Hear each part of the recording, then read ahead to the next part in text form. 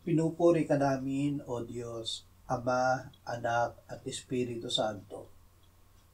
Salamat, Ama, na ibinigay mo sa amin si Jesus na iyong anak, na namatay para sa aming kasalanan, iyong muling binuhay, iniakyat at iniluklok sa iyong kanan sa langit.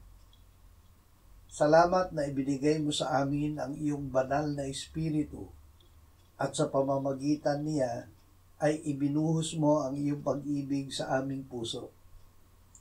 Panginoong Hesus, noong ipangaral mo ang mabuting balita, pinalayas mo ang mga masamang espiritu sa pamamagitan ng iyong salita at pinagaling mo ang lahat ng mga may sakit. Tunay na ikaw ang tumupad sa sinabi ng Ama sa pamamagitan ni Propeta Isaias. Kinuha mo ang aming mga sakit at pinasan mo ang aming mga karamdaman. Amen.